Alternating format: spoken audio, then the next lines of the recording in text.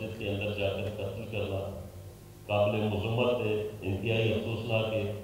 اور دوسری جانب وٹیرا غلام سرور موسیانی صاحب جو کہ جمعیت کے مرکزی رہنماؤں میں سے اور علاقے میں ایک عبد العزیز اور نفیس شخصیت تھے، بلکہ میں سمجھتا ہوں کہ سوشل سیکٹر اور سیاسی سیکٹر میں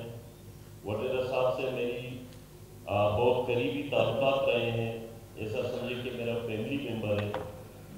وہ علاقے میں بہت فیمس اور اس کا ایک مثبت کردار رہا ہے۔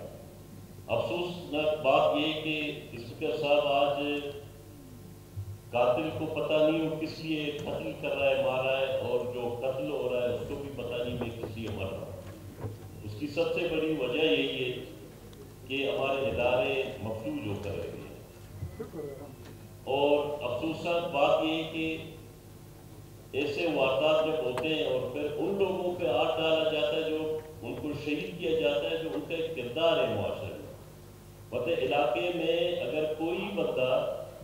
10 بندوں کے لیے 20 بندوں کے لیے مہمان نوازی کر سکے یا کسی غریب کے لیے مددگار ثابت ہو، اس کو خوف رفع سے شکار بنا کر اس کو شہید کیا جاتا ہے۔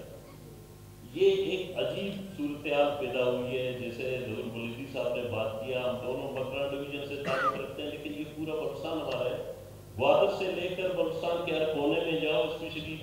تربت، پنجگور، گلزار، یہ ایریا انتہائی گمبھیر صورتحال اختیار کر چکے ہیں۔ جناب اسپیکر،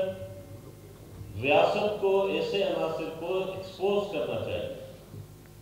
لیکن آج ہم دیکھ رہے ہیں کہ ریاستی انٹرسٹ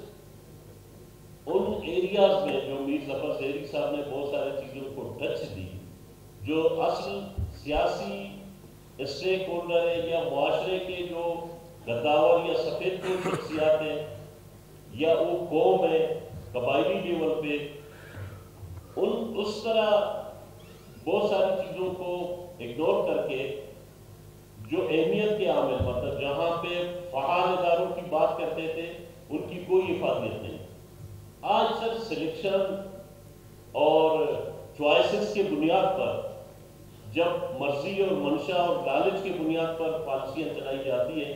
آج یہی صورتحال ہوگا کہ ایک انتہائی گمبھیر صورتحال۔